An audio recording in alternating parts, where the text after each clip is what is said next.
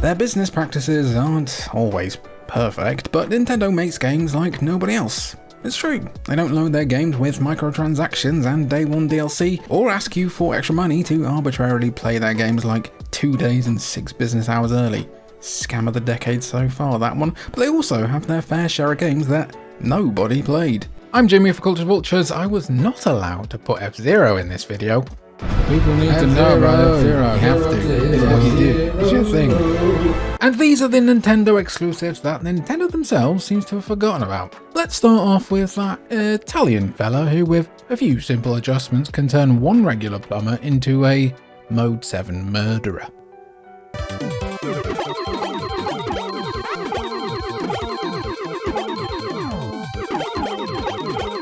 It's quite challenging to find a Mario game that most people don't know, which is pretty surprising considering there's at least like 12 of these things, but there are probably still quite a few out there who don't know that Mario made Yoshi an accomplice to war crimes in 1993. A first-person shooter, yes, in which Mario rides Yoshi while using a bazooka, yes! Yoshi Safari follows the pair as they travel to Jewelry Land to help a couple of Princess Peach's mates, one homicide at a time. You see, Yoshi Safari is a light gun shooter that makes full use of the Super Scope peripheral to allow you to go full on Anderson on classic Mario enemies. Rather than jumping on boxes, Mario can instead shoot them for power-ups and also find secret areas, all while competing for high scores. It even has a nice touch where Yoshi will look back at you angrily when you accidentally do your best Muldoon and shoot his massive head. It's genuinely pretty fun, with reviews at the time commending its really quite lovely Mode 7 visuals, absolute bopper of a soundtrack, and generally enjoyable gameplay, though the game did really poorly in sales due to that peripheral requirement, and the gang from Jewelry Land have never been heard of since. Shigeru Miyamoto himself apparently wasn't a fan of all the mass murder. Shiggy's base nature would get the better of him 25 years later though in the Kingdom Battle Massacre of 2017. Raleigh? Yes, Raleigh.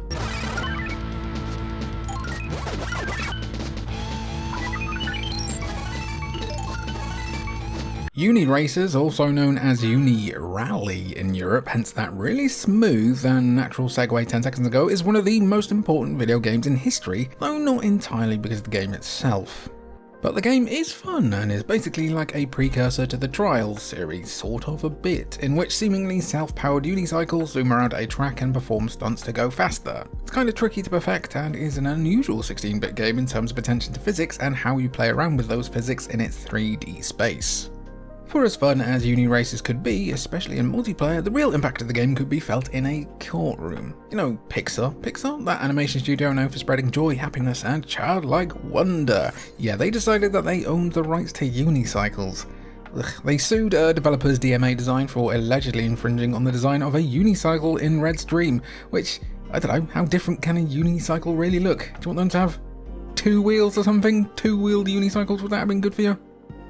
Bizarrely, right, Pixar somehow won the lawsuit and Nintendo were forced to stop printing cartridges for Uniracers. DMA suffered financially thanks to the decision, leading to them being sold on twice in the same year, the second time resulting in them being owned by Take-Two Interactive, who would then make them a subsidiary of Rockstar Games. It was there that DMA Design would turn a game called Race and Chase into a little-known indie gem by the name of Grand Theft Auto. There's something funny about Pixar indirectly willing a dude called Jizzy B into existence. Question time! Which was the first Grand Theft Auto game to land on a Nintendo console? Drop your answer down below and you could win a free Steam key for free!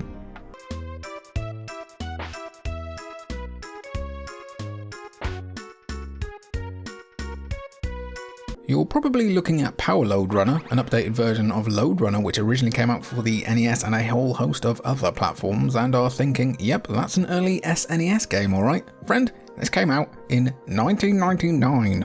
Released solely in Japan for Nintendo Power, not the magazine, but a service that allowed users to download games onto a flash memory cartridge for cheap-ish. Power Load Runner released when the N64 was already well into its life cycle and just before Nintendo announced the GameCube was on its way.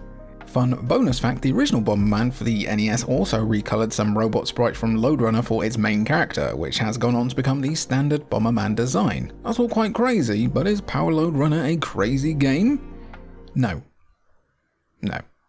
But it's definitely interesting. Power Load Runner retains the core gameplay from the original game, in which you can defend yourself not with a gat like Mario, but by blowing holes into the ground. Enemies can fall into the holes, then you can step over them. If you fall into the hole, you will have to reset your progress. It's a neat little puzzle platformer that will get you scratching your head, with some nice cutscenes and a fairly charming aesthetic, but as an extremely niche game released for a niche audience, don't expect the world of it, and you might get warlocked in for a couple of hours.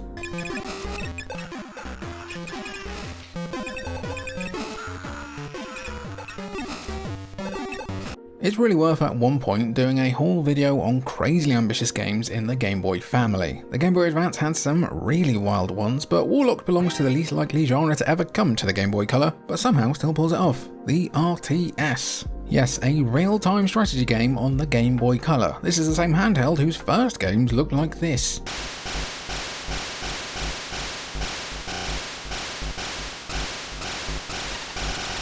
Developed by Bits Studios and published by Nintendo, Warlocked features two distinct campaigns where players take the reins of different factions. There's an expansive range of locations here with voice samples, cutscenes, and plenty of fortifications to build on top. You can even do things like give the enemy the plague, which is surely the next killstreak Activision will add to Call of Duty, right next to literal brain rot. But the wildest thing here is that players can basically collect 27 different wizards to help them cast magic spells, though you can only collect all of them by trading with other players using a link cable. Yes, Pitt's main Warcraft Pokemon is wild.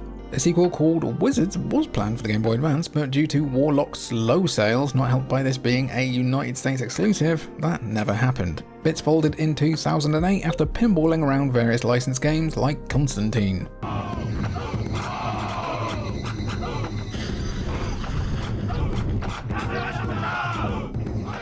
Yeah, look, it's not going to take you long to figure out why this one flopped. A tactics game from the mind behind Seaman, where players use a giant ball to win on the battlefield. Oh, and also use a microphone to command your troops. And it came out in 2006? Yeah, Odama didn't have much of a chance really. While there was still plenty of interest in Twilight Princess on the console, the GameCube was more or less dead ahead of the release of the Wii in late 2006. The GameCube only got roughly 48 games across the whole of 2006 in the West, and one of them was a kaiju pinball game, kinda. Odama is certainly a unique game, as you use flippers to send the Odama, which is that big ball, across the battlefield to crush enemy samurai while also somehow tilting the entire world. Don't worry about it, probably. Games absolutely loved their voice commands around this time, and so did Ute Saito, bringing back the same mechanic from Seaman. Critics did not absolutely love Odama though, and basically responded to the game's bally balminess with, "I don't get it." It's also an extremely difficult game, and one that will often make you leave your body and have you questioning, why am I playing a pinball game that hates me? But it's certainly an interesting curio for an afternoon if you can find a friend to laugh around with. You don't have to master Odama to have some fun with this, guys.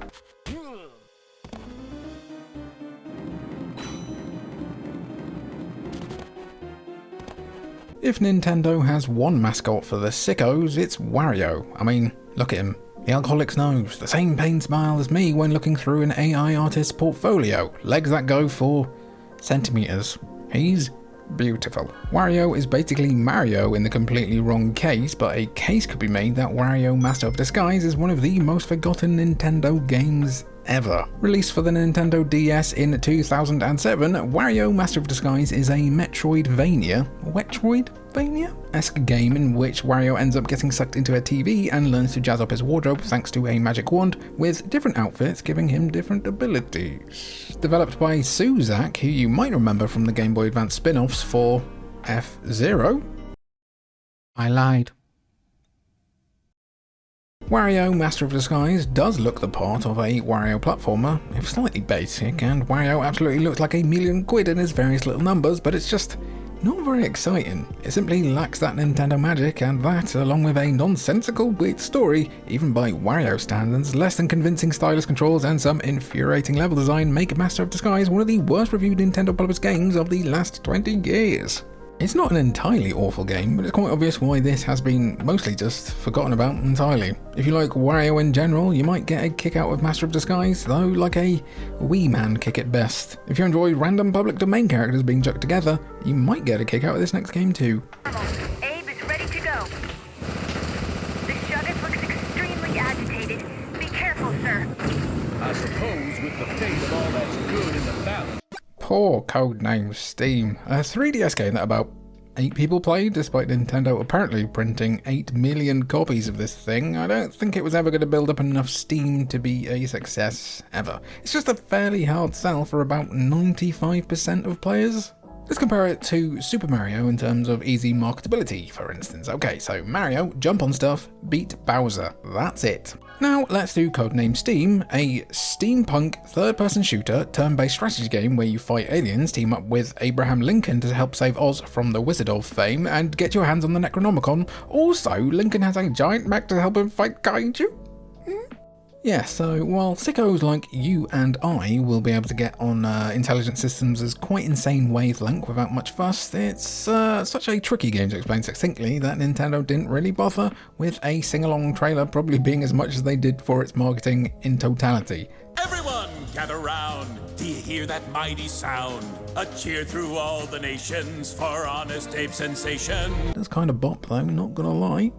It is a decent game as well. It looks lovely with its Silver Age comic stylings, has a pretty stacked voice cast, and its general gameplay can be a lot to wrap your head around, but pretty fun when you do. The steam mechanic is a nice touch, as it defines how much attacking or moving you can do in one turn. Codename Steam often gets compared to Valkyria Chronicles, except swap out the melancholy with battering giant alien squids and you're pretty much there. It's not perfect, but buy this for like its £5 market value and let's get a remaster rumbling.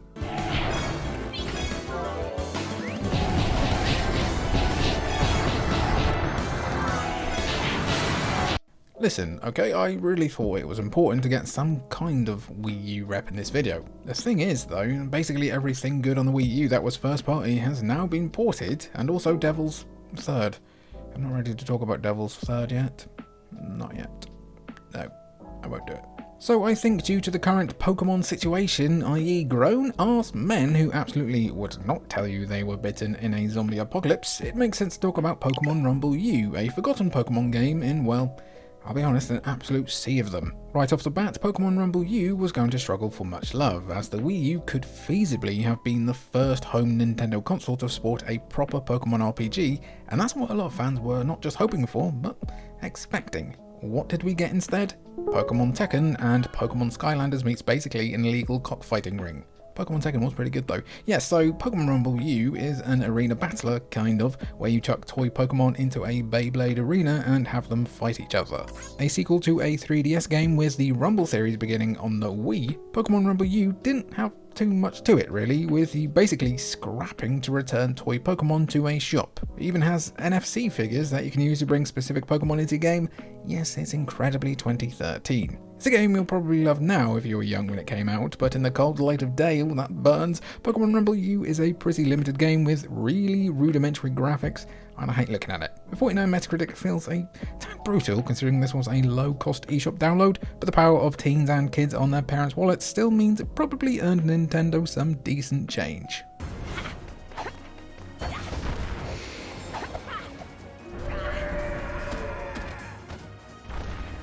Where were you when they announced DC Superhero Girls Teen Power exclusively for the Nintendo Switch in a 2021 Nintendo Direct? Not a mini or a partner direct, you see, but a full-blown direct? The same one where everyone was hoping for Tears of the Kingdom news, and they just went, nah, I got nothing for you, mate. Here's a Skyward Sword remaster. Have that for a bit. Oh, you'd love that.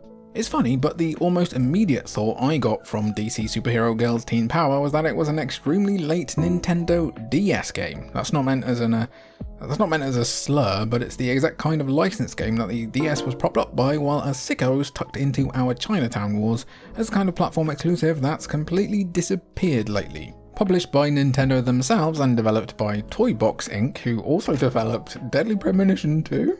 Okay. Teen Power is a licensed game spun off from the TV show reboot of DC Superhero Girls targeted to a younger girl demographic.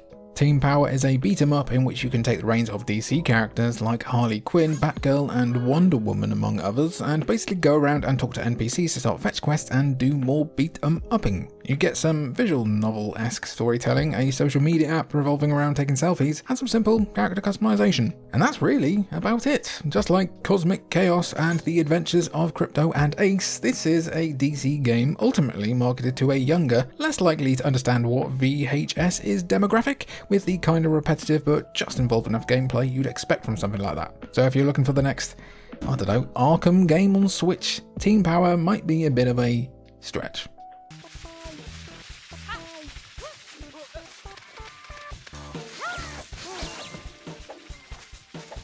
You will not find many more forgotten Switch exclusives by the time the system rolls out its final eShop hentai masterpiece than The Stretchers. Released in November 2019, it's been like coming up on 6 years since it came out, and I've never heard anyone talk about it with barely any recognition from Nintendo. Guys, it's not 1-2 Switch. This is for human beings.